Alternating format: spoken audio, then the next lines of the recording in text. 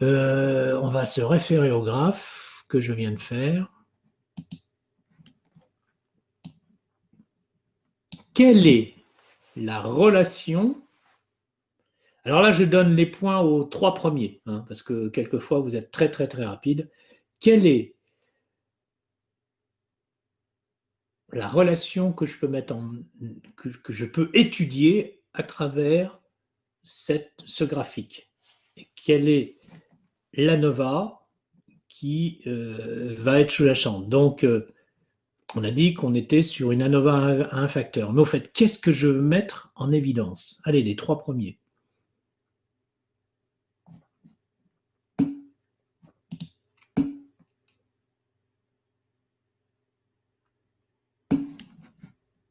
Si je dis rien, c'est que ça vaut rien.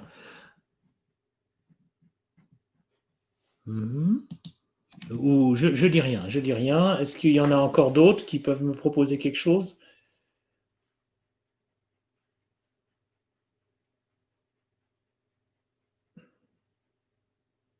C'est toutes vos réponses? Allez, creusez-vous les méninges.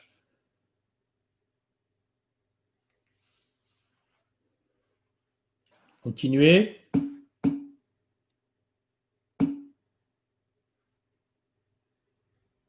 Continuez. Ah oui, pouvez-vous répéter? Oui. Mathias, excusez-moi, je n'avais pas vu. Donc, qu'est-ce que j'essaye de... Quelle question je peux me poser à partir de ce graphique? Quelle est la question sous-jacente à ce graphique, en quelque sorte?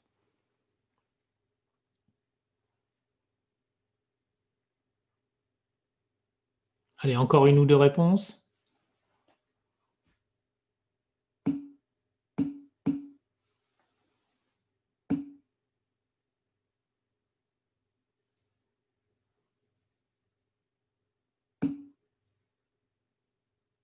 Bon, alors je vois que quand même, hein, il y a besoin d'une piqûre de rappel. Donc, on va arrêter là, hein, et il y a une seule personne qui a 0,75, c'est Claire, d'accord, avec la réponse suivante.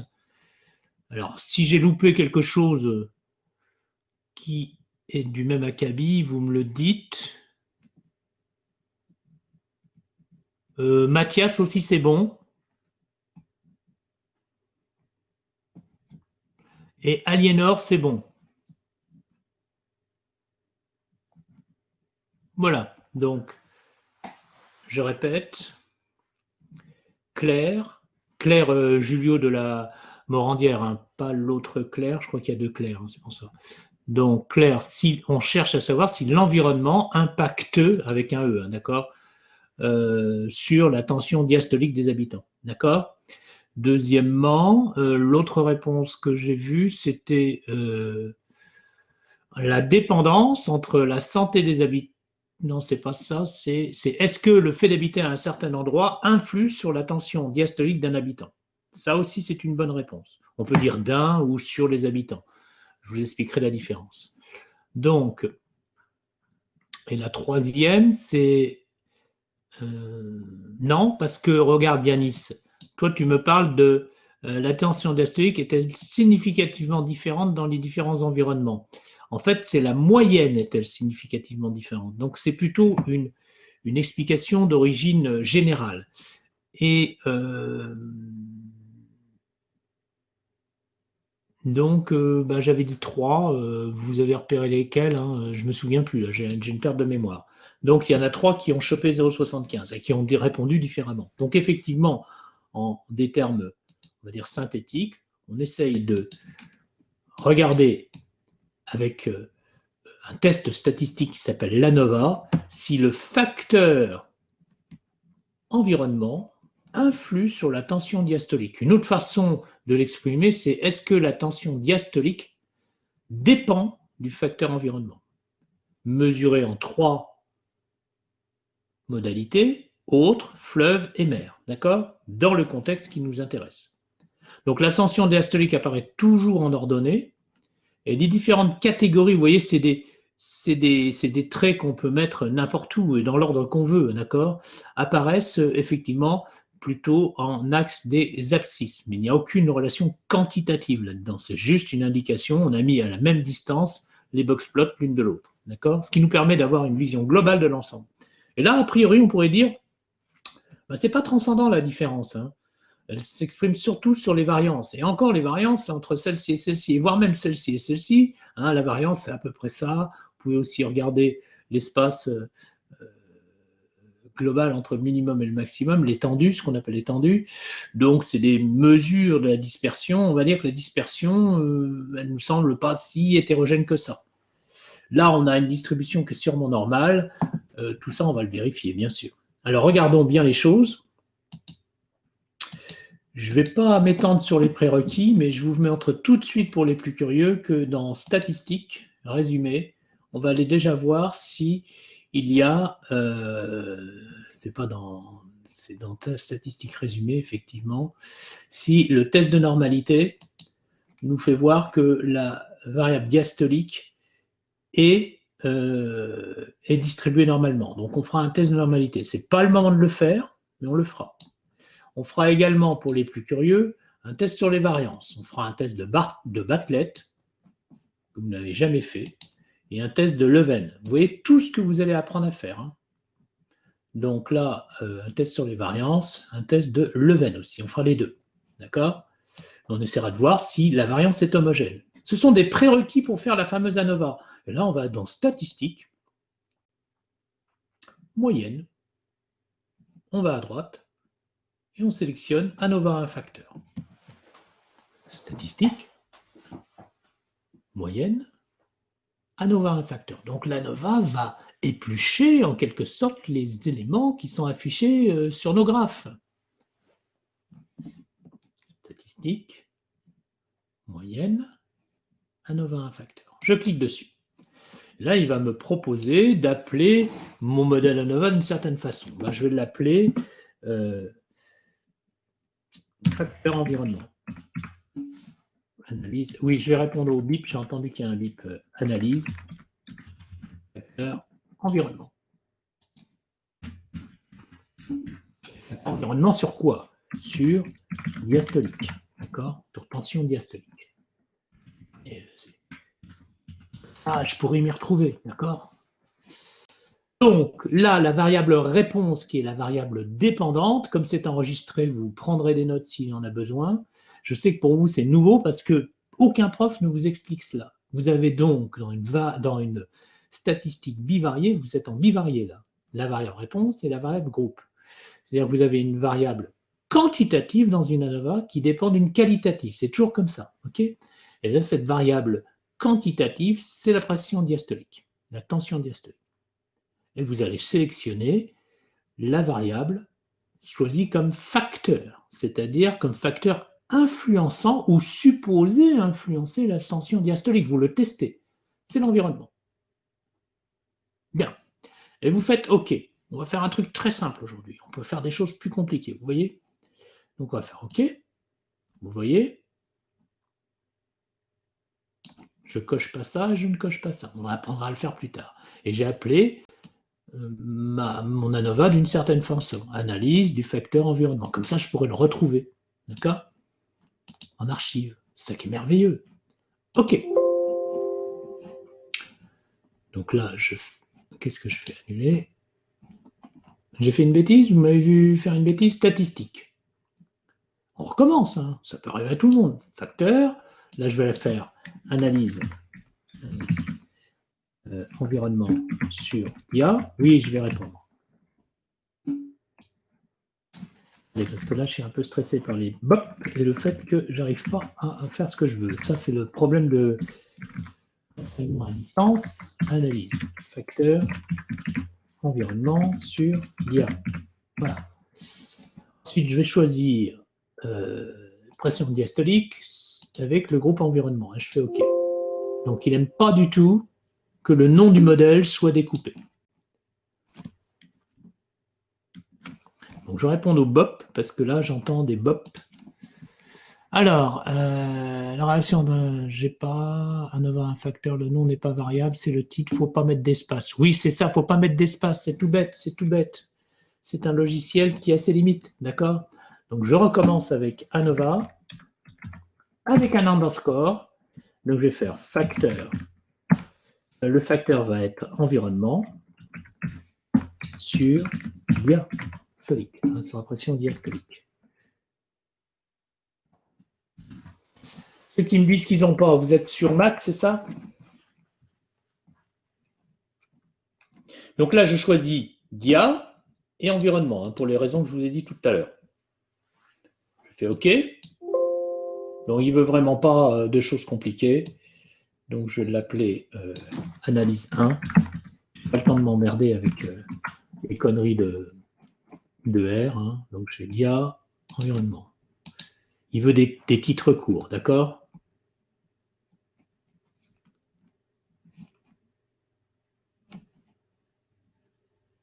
Bien.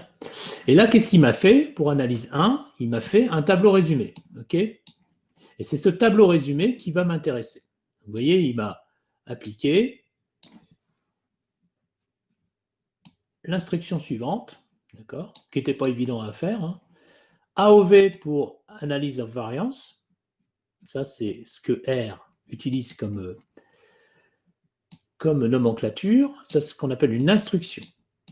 On va balancer le résultat des paramètres calculés par R dans AOV dans un machin qui s'appelle analyse 1. OK? Et ensuite, on lui demande le résumé des facteurs marquants de cette analyse avec summary. Vous voyez que summary est utilisé assez souvent. Ça, c'est pour ceux qui ont déjà fait du R. Donc voilà l'instruction qu'on vient de générer avec, c'est quand même plus pratique d'utiliser les menus déroulants, d'accord? Là, on reconnaît la variable dépendante, fonction de la variable indépendante ou explicative, qui est une qualitative. Quanti, quali. Vous ne pouvez pas avoir l'inverse, c'est impossible. Et là, il me dit dans quel jeu de données je travaille. Donc je répète, vous faites une analyse de variance, vous balancez tous les résultats de l'analyse de variance dans une variable un peu complexe qui s'appelle analyse 1, et vous faites le summary, le résumé des paramètres récoltés dans analyse 1. Et donc, on va faire ici une analyse de ces résultats. Eh bien, on va pour l'instant se focaliser sur une seule chose, la p-value. La p-value, c'est la probabilité de dépasser le facteur f qu'on a vu ici par le hasard, c'est-à-dire par la fluctuation d'échantillonnage, dont ne s'expliquant pas par le modèle. Et là, on voit que la p-value est largement supérieure à 5%, puisqu'elle fait 72,2%. Donc, sans avoir une idée précise de ce que calcule l'ANOVA, on va simplement se rappeler que l'ANOVA calcule ce qu'on appelle un facteur F, un rapport entre la variance expliquée par le modèle et la variance résiduelle, c'est-à-dire non expliquée par le modèle. Et on voit que ce rapport n'est pas très petit ou très grand, surtout on le cherche très grand. On voudrait que la variance expliquée par le modèle soit beaucoup plus importante que la variance expliquée par le hasard. Alors j'explique ce que c'est que la variance expliquée par le modèle, la variance expliquée par le hasard, parce que j'entends déjà vos commentaires. Donc, ici vous avez une variance interne, ici vous avez une variance interne, ici vous avez une variance interne. Vous faites la moyenne de ces variances, ce qu'on appelle la variance totale, d'accord? Et puis vous avez ici une moyenne et une moyenne, d'accord? Excusez-moi, ces moyennes sont calculées ici. Une moyenne et une moyenne. Et vous essayez de voir quelle est la variance de ces moyennes. Si la variance de ces moyennes est beaucoup plus forte que la variance, la moyenne des variances de ces échantillons, alors vous allez dire que le facteur est plus explicatif que l'aléa des fluctuations d'échantillonnage. Donc, ça ne peut pas s'expliquer par le hasard et vous allez obtenir dans ce cas-là un facteur F très important. Ce n'est pas le cas. Il est très petit, il est dans l'ordre de grandeur de 1, 0,327 ou 1, c'est comparable. Donc voilà pourquoi on a une probabilité d'obtenir par le hasard un tel écart, un tel graphe qui est important, il est supérieur à 5%. Autrement dit, on va conclure, on va dire que l'échantillon d'étude ne permet pas de conclure à des différences significatives entre les différentes moyennes que nous comparons, c'est-à-dire qu'il n'y a pas d'influence de l'environnement sur la tension diastolique.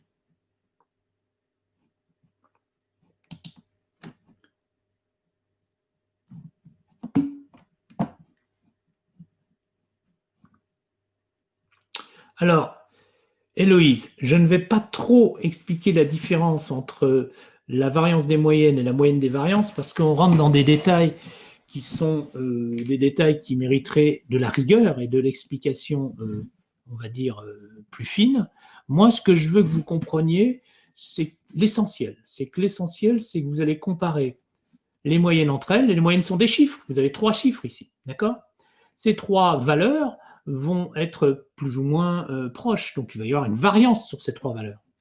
Et puis ici, vous avez, on dirait, une quarantaine de valeurs, ici, pardon, une trentaine de valeurs, je sais pas, une vingtaine, je sais pas combien, 25, 26. Vous avez 25, 26, disons 28 ici, puis 29 là. Vous avez dans chacune de ces séries une propre variance, d'accord? Alors, on pourrait prendre, c'est vrai, la variance totale de l'ensemble, mais on préfère, dans la méthode, pour des histoires qui s'expliquent, hein, prendre la moyenne des variances, puisqu'on travaille sur des échantillons. Donc, on va prendre la moyenne de ces 3 variances internes. Toutes les valeurs qui sont ici vont donner une variance. Toutes les valeurs qui sont ici vont donner une variance. Toutes ces données qui sont ici vont donner une autre variance. Et on prend la moyenne de ces variances. Et on se dit, est-ce que cette moyenne de ces variances, qui reflète un petit peu le hasard, elle est plus forte ou moins forte que la variance des 3 valeurs qu'on avait? 1, 2, 3. Donc une variance, cette fois-ci, calculée sur 3 valeurs, 3 moyennes. Si la valeur des 3 moyennes génère une variance tellement différente, il faudrait que les box-plots soient très décalés vers le haut ou très décalés entre eux, hein, en hauteur. Alors ça veut dire que le facteur génère des moyennes, nettement différentes, qui vont être bien plus importantes en variance que la variance moyenne qu'on va trouver ici. Voilà pourquoi on fait le rapport des deux sur un facteur f, et que ce facteur f va donc être calculé.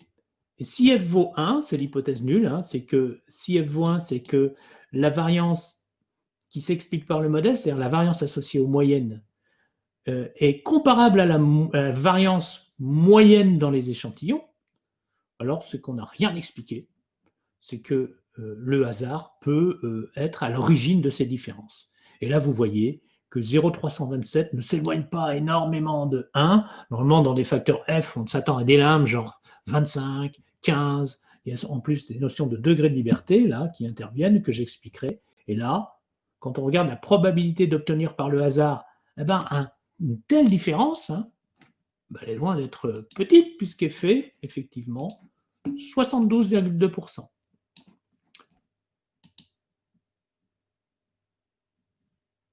On peut le deviner, Alénor, mais ce n'est pas une preuve. D'accord? Il suffirait de changer un tout petit peu les valeurs pour que ça ne marche pas. D'accord? On peut le deviner, mais ce n'est pas une preuve, Alénor. C'est vrai ce que tu dis.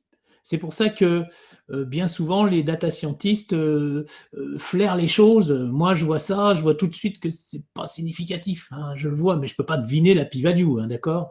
Je peux trouver 10% comme 7% quoi que ce soit. Là, 72%, bah, c'est l'échec. Hein. Donc là, on n'a rien. Alors, on va être prudent et on va dire l'échantillon ne nous permet pas de révéler des différences significatives entre les moyennes des catégories autres, fleuves et mers, de la tension diastolique. On va donc conclure en disant que la tension diastolique n'a pas été montrée dépendante de l'environnement avec l'échantillon utilisé. Ça veut dire qu'on se laisse une chance avec un autre échantillon, mais ça veut dire aussi que si l'échantillon a été tiré au hasard et qu'on s'est bien débrouillé et qu'on est en situation d'expérience, là on n'est plus dans la situation d'observation. Alors si on était en situation d'expérience, on pourrait aller jusqu'à la relation de cause à effet en disant que la tension diastolique ne dépend pas de l'environnement. D'accord?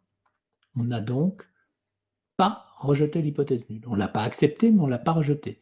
L'hypothèse nulle qui dit que les moyennes dans la population, pas dans l'échantillon, mais dans la population sont égales. Donc si on fait l'essentiel de ce que doit savoir un data scientist, c'est pouvoir interpréter les données d'un fichier de façon très synthétique. Vous voyez que dans tout ce bazar, il n'y a qu'une seule chose qui m'intéresse, c'est ça.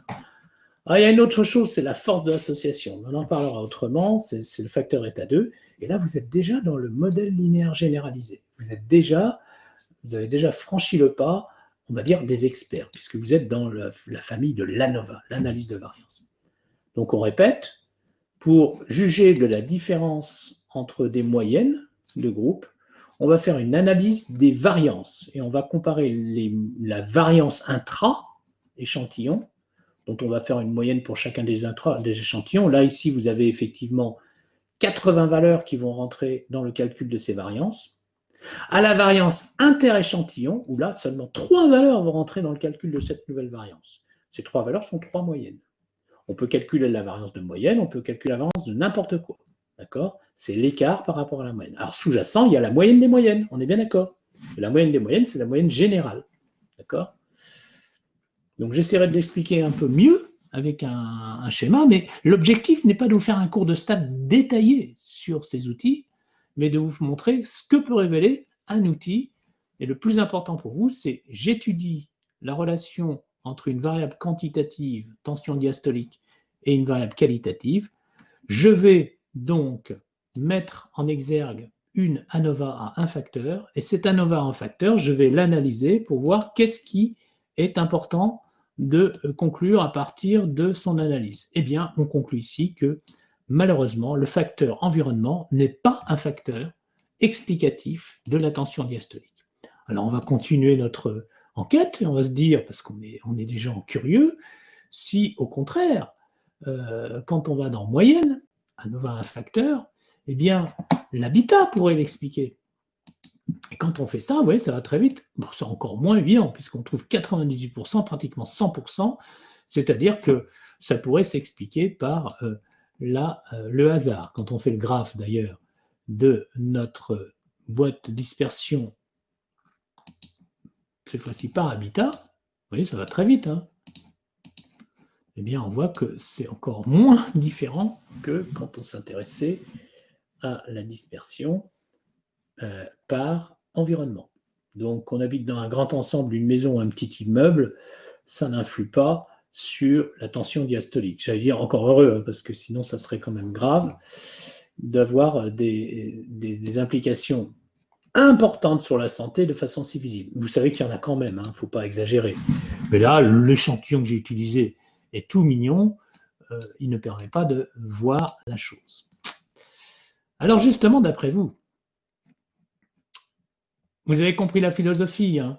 Vous savez maintenant mettre en jeu une ANOVA, vous savez ce qu'il faut regarder, la p-value, la probabilité de dépasser le facteur f que vous trouvez ici par le hasard.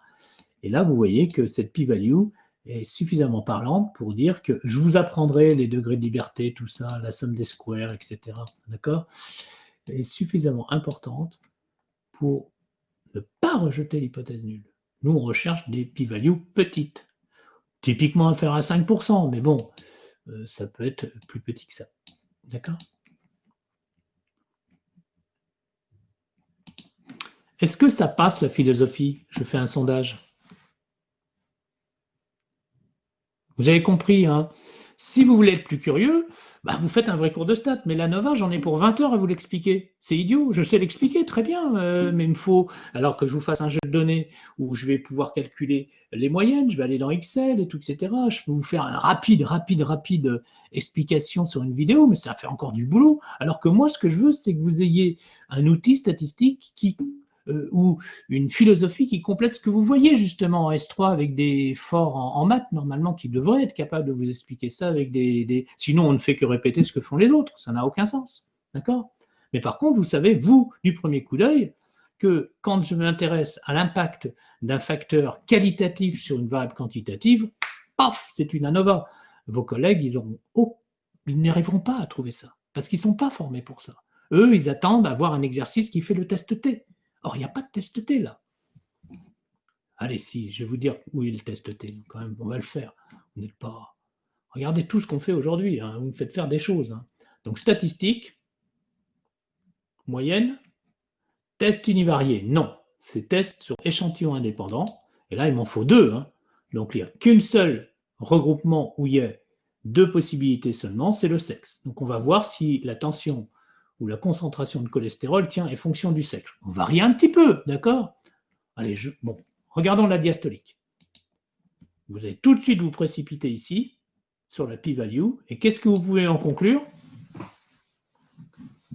Alors, un point pour les trois premiers qui répondent. Qu'est-ce que vous pouvez conclure sur l'étude de l'impact du sexe sur la tension diastolique faite avec un test T? Test T parce qu'il y a deux échantillons, les hommes et les femmes. Je me précipite sur la p-value et je trouve 0,011537. J'attends des réponses, je ne réponds pas tout de suite, hein, Claire. J'attends des réponses. Là, vous avez 1 minute. Hein.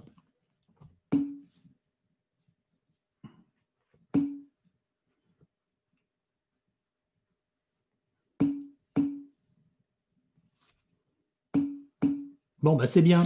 Donc, tous ceux qui ont répondu, stop. Stop. Ok. À 16h37, là, jusqu'à Flavie. Flavie, ce n'est pas une réponse. Le sexe a un impact sur quoi? Hein, ça, c'est le fameux facteur rigueur dont je te disais parler. Même si moi, je te comprends, quelqu'un, tu lui sors ça en réunion, impact sur quoi? Il ne comprend pas. Donc, impact sur la tension diastolique. Donc, tous ceux qui m'ont répondu d'une façon ou d'une autre, en l'expliquant que comme la p-value était inférieure à 5%, il y a un impact sur le sexe, du sexe pardon, sur la tension diastolique, ont gagné 1 point. Ceux qui m'ont répondu que il y a un impact que le sexe a un impact sur la tension diastolique sans explication ont 1 demi-point. D'accord, ça marche? Vous me le rappellerez à travers un message. Ok? Vous me mettrez en en-tête du message point gagné, que je puisse m'y retrouver, parce que là, je reçois beaucoup de messages. Ok? Point gagné, séance 4. Je le mets ici, objet du message. Comme ça, moi, je vais pouvoir les classer. Sinon, si on n'a pas de rigueur, hein, point gagné, séance 4.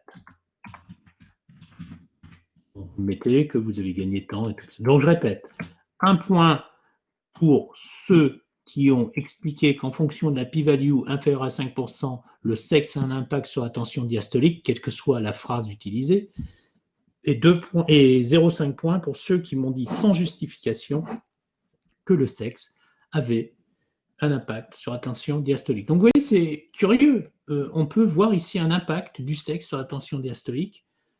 Et on va voir ça tout de suite avec un graphique. Alors vous avez l'habitude. Hein. Je vais faire graphe, boîte de dispersion, diastolique, et cette fois-ci, je vais choisir sexe. Et je vais retourner derrière pour voir le graphe. Et là, c'était pas transcendant, mais on voit qu'il y a une petite différence, d'accord? Et on voit bien que les distributions sont homogènes en variance et sûrement distribuées normalement, puisque bien symétriques, hein, relativement bien symétriques. C'est le premier coup d'œil, ça, vous voyez? Donc, du coup, on va pouvoir conclure là des choses. Revenons à nos moutons, réaffichons le graphe de la tension. On peut même faire le cholestérol, hein, le cholestérol par habitat pour changer. Bon, est-ce que c'est systématiquement différent? Donc on va voir si on trouve des choses différentes avec le cholestérol par habitat. Donc statistique, on a l'habitude, hein, moyenne, ANOVA un facteur, la concentration de cholestérol en fonction de l'habitat. Et là, on voit que malheureusement, encore une fois, la p-value est très supérieure à 5%, elle fait 20%. Donc on n'a encore rien d'évident sur l'impact de l'habitat sur la tension diastolique. On n'a même rien montré comme impact, puisque nous n'avons pas rejeté l'hypothèse nulle de l'égalité des moyennes. Les moyennes ne sont pas révélées significativement différentes avec ce test ANOVA. Donc, si on fait le bilan de cette petite étude-là, revenons à notre schéma. Vous vous souvenez de ça? Qu'est-ce qu'on peut dire finalement de cette histoire? Réfléchissez bien. Réfléchissez bien.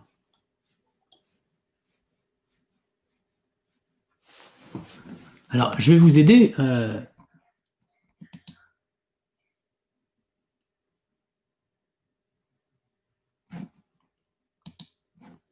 On a donc fait une étude de ce style Et puis, au point 1, vous voyez, on a ouvert un fichier. Le fichier, vous pouvez le trouver dans le site web. Je vous l'ai mis téléchargeable. Il est ici, dans espace L2, et s'appelle Fichier annexe de l'analyse data science. Donc, vous cliquez, vous avez exactement le même fichier que moi. D'accord? Donc là, je vous ai préparé le travail. On a qu'est-ce qu'on va mettre comme population, qu'est-ce qu'on va mettre comme échantillon utilisé, là pour le point 1 dans notre schéma de data science, puisqu'on a fait une première étude. Mais ce n'est pas tout. Quelle était l'hypothèse de travail, le fichier de jeu de données utilisé, l'analyse qu'on a réalisée, le résultat qu'on a obtenu, la discussion et la communication et la suggestion. D'accord? Alors vous êtes prêts? Parce que va bien falloir conclure là notre histoire là. Qu'est-ce que vous en pensez, vous? Vous voyez, c'est plus compliqué qu'il n'y paraît, hein, cette façon de raisonner. Hein. Qu'est-ce que vous en pensez bien, vous? Oui, oui, Yanis, les habitants de notre ville. Tiens, d'ailleurs, pour ceux qui voudraient se demander si le sexe ratio 50% peut se voir par un graphe, regardez bien, graphe en camembert, sexe, OK. Et je vais aller chercher effectivement le graphe. Alors, on voit bien que 50-50, on est bien d'accord? Oui, 40 dans chaque sexe. Oui, 40, effectivement, il le dit dans le résumé. Hein, on le dit aussi. Mais c'est juste pour faire le graphe. Alors maintenant, on va voir un autre graphe. Donc, graphe, toujours graphe en camembert. Et on va voir s'il n'y avait pas un surdimensionnement de l'environnement. C'est quelque chose qu'on peut se poser comme question. On a fait une ANOVA, mais et là, on voit effectivement qu'il y a moins de gens qui habitent au bord de la mer, et même, je dirais, d'une façon générale, fleuve, que autres, puisque autres l'écrase sur mer et fleuve. Donc, on a peut-être une surreprésentation de autres. Vous avez compris? Ça s'appelle un biais, ça, mes enfants. Donc là, ce biais, est-ce qu'il intervient dans l'analyse ou est-ce qu'il est transparent? C'est quelque chose qu'il faudra analyser. Mais on a ça. Alors maintenant, si on fait la même chose, hein, vous avez compris comment je fais ces graphes, hein, mine de rien, vous apprenez à faire pas mal de choses là, hein, et sans effort, hein, encore une fois. Graphe en camembert, habitat. Et là, l'habitat est mieux représenté. C'est-à-dire que grand ensemble 36%, petit immeuble 38%, maison 26%. Ça nous semble équitable en comparaison. Donc vous voyez que, toutes choses égales par ailleurs, il faut faire attention à la façon dont nos facteurs sont représentés ou surreprésentés ou sous-représentés dans notre analyse. En fait, vous voyez qu'on s'éloigne un petit peu là d'un vulgaire TD à 2 balles de statistiques parce qu'on met notre jugeote et on va jusqu'au bout des choses dans notre enquête. Vous pigez? Vous commencez à voir la différence. Hein. Alors, si c'est équitable, c'est idéal. Si ce n'est pas équitable, mais qu'on a suffisamment de données, mais vous trahissez un peu les questions que j'allais vous poser, c'est, eh ben, on s'en sort quand même. C'est-à-dire qu'on n'est pas obligé d'avoir les mêmes proportions d'échantillons dès l'instant que nous avons suffisamment de données qui sont représentées. Et oui, Yanis, tu as compris, il faut en tant qu'analyste, eh bien, faire une discussion, c'est-à-dire que je vous l'ai mis ici. Oh, c'est compliqué ça, c'est compliqué, Yanis. Stelina, pardon, c'est compliqué. C'est très compliqué à répondre à cette question.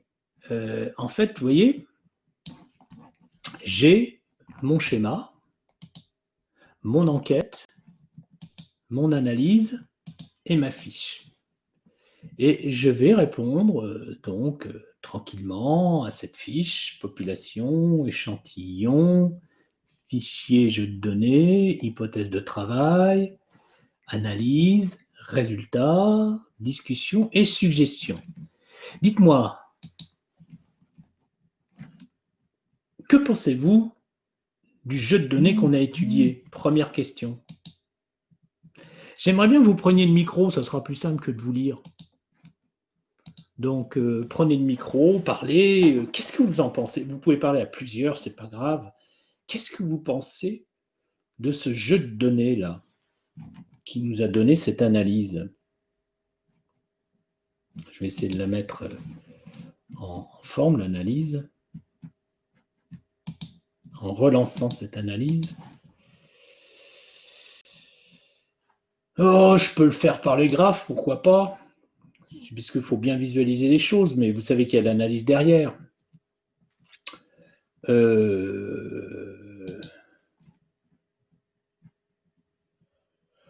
Prenons le cholestérol, par exemple. Par environnement. Pour changer un peu. Donc vous avez ça, là. Qu'est-ce que vous en pensez, là? Mouillez-vous un peu, là. Allez au-delà des résultats. Suggérez quelque chose. C'est ça que j'essaye de provoquer en vous, la suggestion.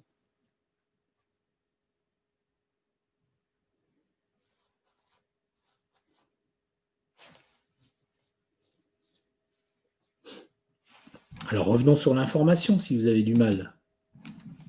Regardez bien l'information.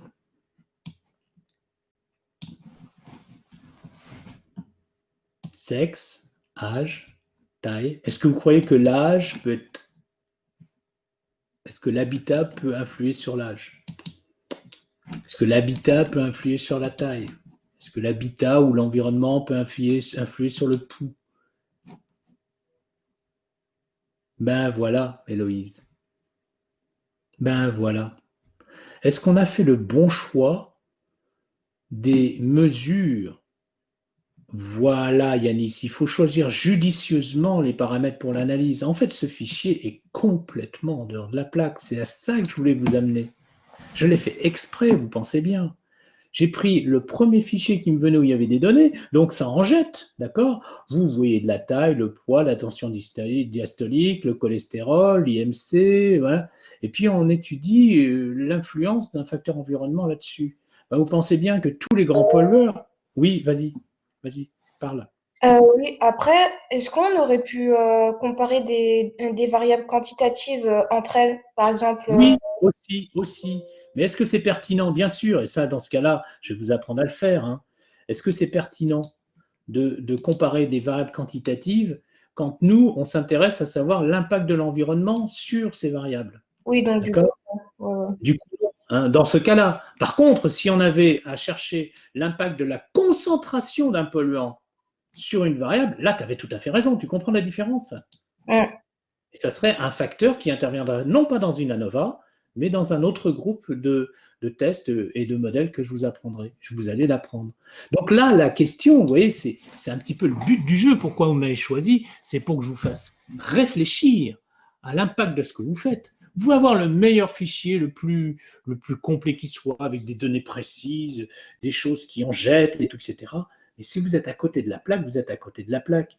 D'après vous, oui, vas-y, parle. Je ne sais pas si on m'entend. Oui, on t'entend. Je me demandais, en fait, enfin, quand même, ça peut être important si on étudie plusieurs paramètres en même temps. Par exemple, on peut dire qu'on va analyser l'IMC des habitants en fonction de leur habitat et de leur âge. Enfin, ça donne une Oui, mais précision. ce que j'allais dire, c'est est-ce que c'est l'IMC qui est le plus important? Enfin, pas forcément. C'est vrai que Rappelez-vous le bioindicateur. Eh bien, finalement, on n'a peut-être pas le bon indicateur de l'impact de l'environnement sur la santé. C'est peut-être pas les bons indicateurs de santé, ça, vous voyez? Alors, qu'est-ce que vous me proposez comme indicateur de santé? Qu'il eût fallu intégrer et mettre dans un autre fichier, hein. Le fichier, là, il est mort, hein. Il ne sert à rien, on va dire, en gros. On a appris des choses avec ce fichier.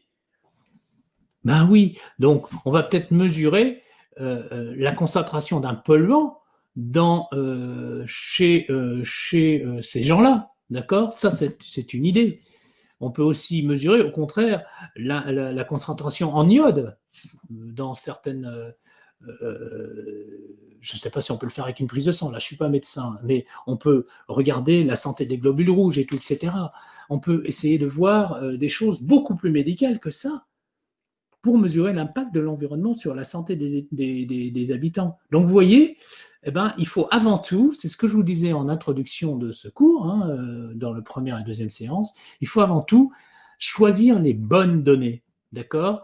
Donc, moi, je vous poserai bien la question de savoir, alors, le taux de cancer en fonction du lieu de vie, oui, mais ça, il faut suivre en cohorte. C'est une très bonne idée, Aliénor, mais ça se suit sur le temps. Donc, on ne peut pas dire que le lieu de vie est le responsable, juste en mesurant le taux de cancer, si on n'a pas une statistique de savoir où la personne, depuis sa naissance, a habité. Vous comprenez l'importance des cohortes à ce moment-là par rapport à des fichiers bruts.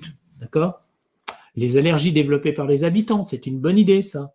Vous avez encore d'autres idées comme ça? Voilà, la longueur du bras n'est pas essentielle. Vous voyez, je vous ai pris la première connerie. Deuxième commentaire sur ce fichier. Regardez bien.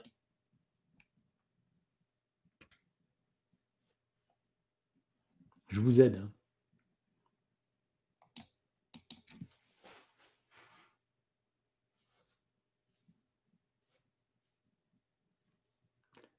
Vous voyez pas? Ça manque de précision sur l'environnement, oui, je suis un petit peu d'accord avec toi, mais j'y avais pas pensé comme ça. C'est d'abord regarder le nombre de personnes sondées, 80 personnes, hein. C'est peut-être un petit peu faiblard, il n'est pas assez grand effectivement pour révéler quelque chose. Vous savez qu'avec les petits échantillons, surtout quand on ségrégationne en 3, 80, 80 divisé par 3, ça fait moins que 30. Vous savez, le fameux 30 qui est absolument indispensable pour le théorème central limite. Donc, oui, mais je suis d'accord, Stélina, mais il aurait fallu que la personne soit suivie toute sa vie. C'est-à-dire qu'elle habite toute sa vie au même endroit. Et ça, c'est le problème des cohortes, c'est que là, ça ne nous dit pas que ça vient d'une cohorte. Seules les cohortes suivies sur la vie entière peuvent nous révéler l'influence d'un facteur environnemental sur l'historique de la personne et la probabilité d'apparition d'un taux de cancer. Tu sais, par exemple, pour le cancer du sein, une différence de 0,0001 est une différence catastrophique, c'est-à-dire qu'on voit qu'il y a un impact entre plusieurs pays européens. Or, on sait précisément l'impact, la probabilité du cancer, d'apparition du cancer du sein, à 3 chiffres après la virgule. S'il y a une différence au 3e chiffre, c'est que c'est une différence catastrophique. Ça doit s'expliquer par quelque chose. Donc tu vois, c'est fin les trucs. Et donc, c'est dans des cohortes qu'on travaille là-dessus. Le cancer, on ne peut pas vraiment le prouver. Tu vois, les cigarettiers ont longtemps gagné les procès parce qu'il n'y avait pas de possibilité, avant l'invention des cohortes et leur utilisation, de montrer l'impact de la cigarette sur l'apparition des cancers. Et depuis, vous avez vu que les procès contre le cigarettier ont même fait gagner des milliards de dollars, je dis bien 1 milliard de dollars, à un plaignant récemment, il y a quelques années, contre Philip Morris. Donc vous voyez, c'est complexe, il faut trouver le bon fichier, il faut trouver aussi qu'est-ce qui va toucher effectivement qu'est-ce qui va être un facteur mesurable qui va être déterminant et dépendant a priori de l'environnement. Alors, l'habitat et l'environnement, voire les deux. Alors, on avait aussi parlé de la distance à la source. Et donc là, c'est plutôt l'environnement comme facteur de bonne santé pour la mer, et le reste ne serait pas facteur de bonne santé. Donc, on pourrait aussi voir la différence entre mer et le reste. C'est aussi une façon de faire. Et puis ici, on pourrait effectivement qualifier l'environnement différemment, c'est-à-dire la distance à la mer, la distance au fleuve, le fait que le fleuve est pollué, le fait que le fleuve émane des choses qui ne sont pas toujours respirables, ça arrive aussi. Et voilà. Oui, Camille, merci. Et puis toi, bon courage pour ta voiture. L'idée, c'est que, en fait, notre notre enquête dépend grandement de ce qu'on a comme données. Donc, travailler sur un échantillon suffisamment grand, bien sûr représentatif, hein, donc 80 personnes pour refléter 35 000 habitants, c'est peut-être un peu juste. Il eût peut-être fallu avoir quelque chose de plus représentatif. Par contre, on n'a pas fait le diagramme des âges, hein, on n'a pas regardé comment se répartissaient les tranches d'âge, on a fait ça à la lourde, hein, on va dire, c'est-à-dire qu'on a regardé l'impact sur l'ensemble de la population, peut-être aurait-il fallu voir l'impact sur une certaine tranche de la population. Vous voyez tout ce que ça nous fait dire. Alors, il y a ce fichier, effectivement, non, c'est pas ça que je voulais afficher, il y a ce fichier, là, effectivement, que je vous ai proposé de regarder, et qui est un fichier qu'il faut commencer à remplir, d'accord? C'est-à-dire, quelle est la population d'études, l'échantillon qui a été considéré, le fichier, l'hypothèse de travail, donc on peut en sélectionner une ou plusieurs, l'analyse des analyses qui ont été faites, quelle est la VD, quelle est la VI, quel est le test utilisé, le logiciel, le résultat qu'on a obtenu d'un point de vue statistique, alors une ligne, hein, significativité ou non des différences, la discussion, l'impact d'un facteur n'est pas révélé avec cet échantillon ou est révélé, ça dépend des cas, et puis la communication et suggestion. Donc la suggestion ici, dans cet ensemble, ce serait d'avoir des mesures et des variables réponses, ça s'appelle des variables réponses, les variables quantitatives mesurées qui sont à expliquer, qui soient un peu plus judicieuses, qui rendent mieux compte de l'impact d'un facteur sur la santé, pour pouvoir mesurer justement les différentes dépendances de ces facteurs sur sa santé humaine. Donc, en gros, faire un autre fichier qui comporterait peut-être moins de colonnes, mais des colonnes plus importantes. Sachant que il ne faudrait pas s'affranchir du sexe, de l'âge, et peut-être des facteurs physiologiques, mais comme facteurs sous-jacents. Et peut-être ça comme des facteurs vraiment secondaires, sauf l'IMC. Des facteurs vraiment secondaires. Et ça, des facteurs inutiles. Inutiles, inutiles, inutiles. Pourquoi? Parce que moi, je peux vous démontrer que la taille du poignet est corrélée à la taille générale. Vous avez une ligne droite, une dépendance totale. Donc vous avez des facteurs inutiles, ok, des facteurs importants qui seront complémentaires avec l'IMC, et puis des facteurs secondaires, le pouls, systolique, diastolique, éventuel, cholestérol, et enfin les facteurs inutiles. Et bien sûr, ça, ce sont, alors je dis facteurs, c'est des éléments, des variables, hein. Et là, ce sont des facteurs qui peuvent influencer sur des variables qui n'existent pas encore, d'accord?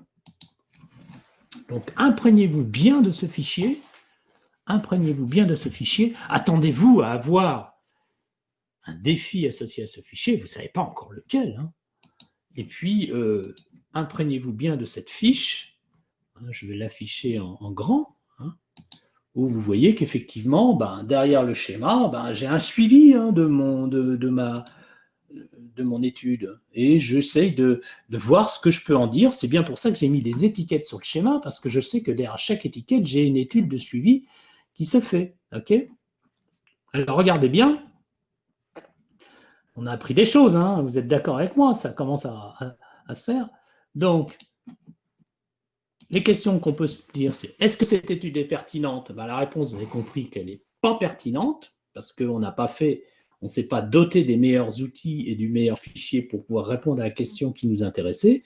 Que peut-on suggérer? Eh bien, de mesurer d'autres facteurs biologiques, comme par exemple la concentration dans le sang d'un polluant ou d'un élément non désiré, ou au contraire, le taux de globules rouges, signe de plus ou moins bonne santé, des éléments comme par exemple qui soient directement impactants sur la santé humaine quand on est face à des produits qui sont nocifs, comme par exemple les allergènes.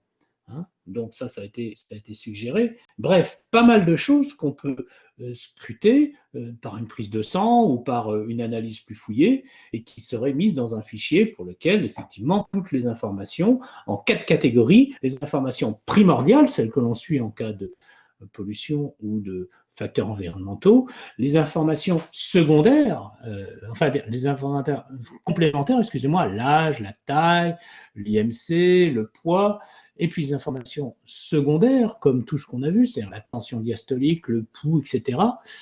Et puis enfin, des informations inutiles qui ne servent même pas dans le fichier, puisqu'elles sont totalement corrélées aux autres informations. C'est des informations redondantes.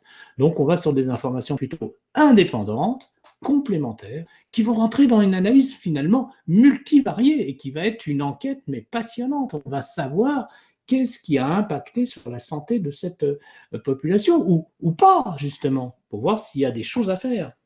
Donc, ne pas se précipiter à analyser tout et n'importe quoi, avoir une démarche éclairée et donc ce que j'appelle la rigueur. Et vous êtes des data scientists, vous l'avez compris, c'est plus des charlatans ne savant faire qu'un test T ou un Ki2 assez fastoche à faire, et puis finalement, vous êtes à côté de la plaque. D'accord?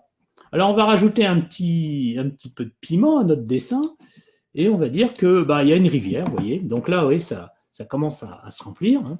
Donc, on a une ville de 35 000 habitants. On a une zone de campagne, une zone rurale, d'accord. Et puis, dans cette zone rurale, on a une rivière qui apparaît et qui va se jeter dans le fleuve. Donc, la ville, qu'on a scruté à travers la santé de la population, et on en a des éléments des gens qui sont déjà inscrits. 2, le fleuve, on l'a à peine évoqué. 3, la mer, on l'a à peine évoqué. Ce sont vus comme étant simplement des paramètres dans l'ensemble. On a vu qu'on pouvait tirer une flèche entre les deux pour voir s'il y avait une dépendance entre la santé et la proximité de la mer, et une flèche entre les deux pour voir si la pollution éventuelle du fleuve pouvait impacter sur la santé de la population. Et là, on rajoute un élément qu'est la rivière, qui est plutôt associé à une zone rurale. Imaginons par exemple qu'on soit dans une région ouest, où nous avons au bord de la mer une ville qui est sur le côté rive droite du fleuve, et sur la rive gauche, on a plutôt une zone qui se distingue par quelque chose qui pourrait être associé à une zone rurale, à la campagne, et cette rivière qui va l'aborder. Alors, le jeu, il arrive, hein, vous inquiétez pas, comme d'habitude, je suis un tout petit peu à la bourre, mais parce que j'ai tellement de choses à vous raconter, il arrive, voilà, donc on est au bord de la rivière, vous envoyez votre casquette de data scientist. Alors, ce jeu-là, on ne va pas le rendre effectif. Vu l'heure, on va juste donner des idées. Donc, vous êtes ici, au bord de la rivière, et vous voyez ça. À quoi vous pensez? Quels sont les questionnements? Quelles sont les variables que vous pouvez impliquer? Et qu'est-ce que vous pouvez dire des lois éventuellement associées à ces variables? Qu'est-ce que vous pourriez faire en statistique descriptive? Qu'est-ce que vous pourriez faire en statistique inférentielle? Est-ce que vous voyez un peu de machine learning là-dedans? N'oubliez pas que le machine learning, c'est de la prédiction, d'accord? Donc, qu'est-ce que vous pourriez faire en machine learning? Un exemple de machine learning, c'est reconnaître les types de fruits et légumes pour les trier dans une usine d'emballage, pour mixer des carottes et des pommes de terre et des poireaux dans une bonne proportion et faire des lots qui permettent de faire des soupes. Vous voyez, donc là, il va falloir que je reconnaisse les carottes, des poireaux et des pommes de terre avec une reconnaissance d'image. Et donc, du coup, je vais pouvoir, avec les images que j'ai faites, avoir une bonne assurance que moi, ce que j'ai trié, c'est bien des pommes de terre dans un coin, les poireaux de l'autre côté, les carottes et les oignons pour pouvoir faire un petit panier de légumes spécial soupe ou un petit panier comme on en trouve dans les supermarchés. Je trouve une petite barquette, quoi. Donc, vous voyez ce qu'on appelle les barquettes pot-au-feu.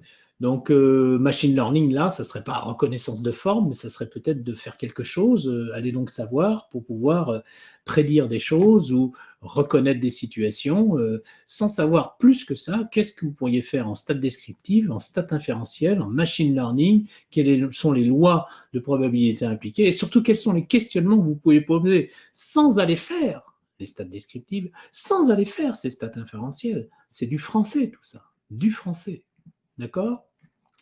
Alors, Ce jeu-là que vous allez faire, gardez-le en mémoire, c'est-à-dire qu'on repartira là-dessus, hein, vous avez vu que la rivière est là, hein, celle que je viens de rajouter, on repartira là-dessus pour en discuter, peut-être par équipe de 3, pourquoi pas, dans la prochaine séance de mardi.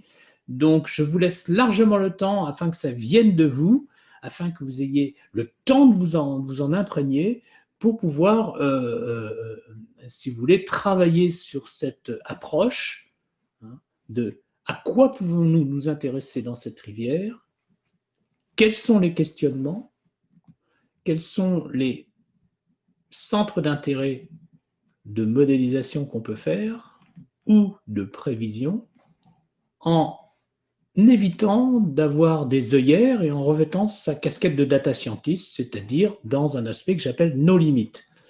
No limit, ça veut dire que tout est envisageable dans la mesure où ça soit raisonnable. Si vous me dites que j'étudie le motif en carreau de la serviette du monsieur ou de la dame, là, je ne sais pas ce qui est allongé là, là, ça ne va pas le faire, d'accord? Si vous me dites je m'intéresse à la résistance du canoë pour traverser la rivière, ça ne va pas m'intéresser, d'accord? Au nombre de bidons de transport d'affaires qui sont là, non plus, d'accord? À la taille du short du monsieur, j'en ai rien à foutre aussi, d'accord? C'est plutôt dans l'aspect de cette... attendez, pardon, j'ai fait une erreur d'affichage. Dans l'aspect de ce schéma qu'il faut s'inscrire, que doit s'inscrire notre réflexion, c'est-à-dire au point 4, là, par exemple, pour l'instant. Et vous allez voir qu'il va y avoir plein de choses qui vont s'ajouter.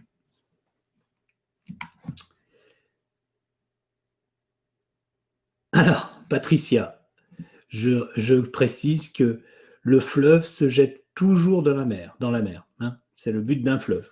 Hein. Donc vous allez me dire, mais pourquoi la mer ne déborde pas? Je vais vous répondre, il y a des éponges. OK? Si ça vous fait rire, hein, moi je m'en fous. Donc voilà, donc grâce aux éponges, la mer ne déborde pas. Non, c'est beaucoup plus complexe que ça, vous le savez. Je voulais faire un peu d'humour. Donc la rivière se jette dans le fleuve et le fleuve se jette dans la mer. D'accord? C'est pas le fleuve qui se jette dans la rivière, ni la mer qui se jette dans le fleuve. Sinon, on aurait des gros problèmes. Par contre, il peut y avoir des problèmes de débordement dans certains fleuves côtiers qui sont mal protégés, mais ça donne lieu à ce qu'on appelle des lagunes et c'est compliqué. Donc, je ne sais pas si j'ai bien répondu à votre question. Est-ce que vous voyez un peu la philosophie là où on s'embarque finalement avec tout cet ensemble? Merci aux éponges, oui. Bon, c'est pas de moi, hein, c'est une vieille blague. Hein. Mais j'aime bien de temps en temps glisser une blague. Vous avez vu hein, que les possibilités sont infinies. Tout est histoire de savoir ce qu'on veut faire. Et un data scientist n'est pas là pour faire de trucs à deux balles. Un data scientist, en environnement, en biologie, il va faire de la biologie, il va faire des manips, il va travailler sur des échantillons réels, il va faire des mesures, des observations. Il y a sûrement des oiseaux qu'on va observer aussi, des oiseaux migrateurs ou des oiseaux de type rapace. On va regarder aussi si les mouettes pénètrent profondément dans la ville pour se nourrir de poubelles ou pas. Tout ça, c'est des choses qui vont nous intéresser.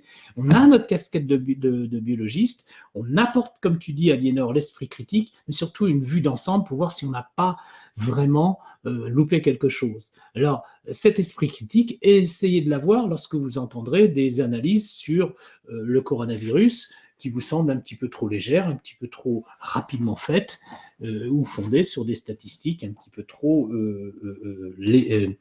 partielles ou justement non impartiales. Voilà, donc oui, c'est cet esprit critique, un scientifique, un ingénieur doit l'avoir quand on travaille dans notre époque. Évidemment, il y a quelque temps, on n'aurait pas eu tout ça. Mais je vous expliquerai, je vous l'ai promis, la première étude d'épidémiologie qui a été faite en 1850 par un médecin, plus exactement en 1849 à Londres. C'est passionnant et on se croirait dans Sherlock Holmes. C'est exactement Sherlock Holmes. Donc, vous devez revêtir une casquette de Sherlock Holmes. Vous êtes un enquêteur, vous êtes un data scientist ou une data scientist, et vous êtes là pour rechercher des éléments, des corrélations, des associations qui sont fortes, et vous avez à votre disposition des outils que vous commencez à connaître, l'ANOVA, le Ki2, on en a parlé. Vous savez qu'on va faire de la régression linéaire. On a évoqué aussi l'analyse factorielle. Tout ceci, ce sont des choses qui vont nous aider à faire parler des données qui sont acquises par des biologistes. Est-ce que ça vous intéresse toujours ou est-ce que vous me perdez?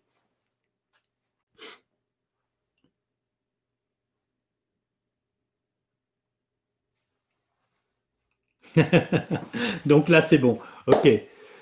Voilà, voilà, c'est ça que j'essaye de vous révéler, c'est-à-dire la possibilité d'aller au-delà des évidences. Et vous avez vu dans quel piège je vous ai mis avec ce fichier. Vous croyez qu'on allait pouvoir avoir quelque chose de standard, d'analysable, p-value machin et tout, etc.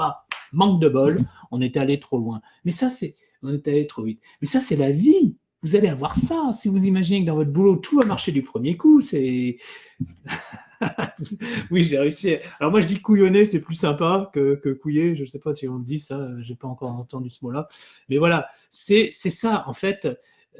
Ça raconte une histoire. Vous racontez une histoire. Vous êtes là euh, pour, euh, pour rédiger cette histoire, nous convaincre, nous passionner, et nous dire qu'est-ce qu'il faut changer. Et en fait, vous êtes là comme acteur du changement de notre société. J'y crois vraiment à votre génération. Moi, je ne savais pas le tiers, du quart, du huitième de ce que vous savez à votre âge. Je savais d'autres choses. J'étais vraiment embarqué dans des sciences exactes. Vous, vous êtes dans des sciences expérimentales. Vous êtes dans l'analyse des données. Moi, je pense que ça m'aurait passionné à votre âge, mais là, vous avez vraiment un outil nouveau dont il faut se servir. Voilà ce que je voulais vous dire. Alors, le jeu, c'est vrai, on n'en a pas fait parce que techniquement parlant, ça aurait été compliqué de lancer un nouveau jeu, surtout que vous allez avoir un, voire deux nouveaux défis. Qui est contre deux défis en une semaine? Vous n'êtes pas obligé de les faire, hein, les deux. Ça vous va, deux défis?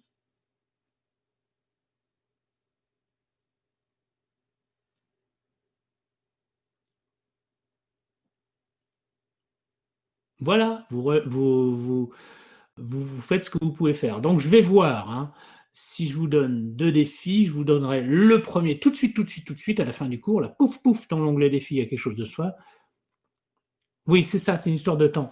Mais il faut des fois être fou. Et de toute façon, c'est en liaison avec ce que nous avons vu et avec ce schéma. Là, c'est-à-dire que ce schéma devient notre outil de travail. Vous allez voir que ça va se remplir. Hein. Là, on est en quatrième séance. Je suis d'accord avec vous que ça a mis du temps à vous mettre sur les rails, mais moi, il faut que je vous mette sur les rails, étant donné d'où vous venez, et je sais très bien d'où vous venez. Hein. Ça fait plusieurs générations d'étudiants où je vois qu'il y a un gros problème sur le raisonnement, un gros problème sur comment on voit le monde, un gros problème sur comment on voit les données. Et moi, je veux vous apprendre cette démarche. Ça prend du temps, vous mettre sur les rails. Je ne suis pas là pour vous faire des exercices de style. Donc, effectivement, vous avez compris que les défis font partie de votre formation, et ces défis, c'est à vous qu'ils appartiennent. C'est votre façon de percevoir les choses, les données. Et moi, je trouve ça un peu excitant, mais vous allez voir, on va parler, eh ben, je vous le dis tout de suite, on va parler d'abeilles dans le troisième défi, si ça vous intéresse. Donc ici, il faut imaginer qu'il y ait un centre d'apiculture, hein, là par là, qu'on va dessiner la prochaine fois. Et vous avez un troisième défi sur les abeilles. Pas mal, non? Et puis, vous allez avoir des défis sur le fleuve, sur des étangs, sur la rivière, sur l'impact d'usines. Donc, voilà, on va réfléchir à tout ça et ça sera en corrélation. Et vous avez vu que là, le jeu que j'ai proposé, qui est un jeu normalement par équipe, nous amène déjà sur... il est par là, excusez-moi. Nous amène déjà sur quelque chose, une réflexion. Alors voilà, je me suis trompé je me suis trompé de dia, hein, sur une réflexion intéressante. Hein, c'est-à-dire, qu'est-ce qu'on peut ressortir de tout ça? Qu'est-ce qu'on peut évaluer? D'accord? Alors, vous voulez que je vous fasse l'autre dia? C'est la même démarche, mais regardez, vous avez ce paysage aussi. Vous pouvez réfléchir soit sur l'une, soit sur l'autre. Je vais vous le donner de toute façon, hein, d'accord? Je vais vous donner ce fichier, hein, qui va apparaître avec un nom explicite dans le listing des fichiers qui sont disponibles. Oui, vous avez de quoi vous amuser. Voilà. Donc, je vous souhaite une bonne soirée. Merci de votre participation. Il y a plein de gens qui ont gagné des points. Vous n'oubliez pas de m'envoyer les emails. Je serai réactif, mais vous me laissez un peu de temps parce que votre enseignement me bouffe 100% de mon temps à peu près. Disons 90% de mon temps. il faut que j'anime la séance, il faut que je trouve des choses intéressantes, il faut que je trouve des choses à raconter, il faut que je trouve des exemples, faut que je dessine des choses, il faut que je vous envoie des défis, des jeux, il faut que je fasse aussi, il y a des jeux que je crée du matin pour l'après-midi, il faut que je fasse aussi la maintenance de l'ENT. Waouh, ça fait beaucoup que je m'intéresse à enregistrer les vidéos et les mettre en lien. Ça fait du boulot. Mais bon, c'est fait pour ça. Hein. Alors, je vous souhaite une bonne soirée, un bon week-end. Bossez bien sur tout ce que vous avez à faire. Je sais qu'il n'y a pas que ma matière. C'est-à-dire, voilà. Et puis, j'espère que vous vous intéressez toujours à ce qu'on fait, que vous resterez motivés pour me suivre dans les 4 séances qui restent. Eh bien, ciao à tous. Donc, je vais quitter ça, la vidéo. Je vais quitter, alors je vais éteindre l'enregistrement.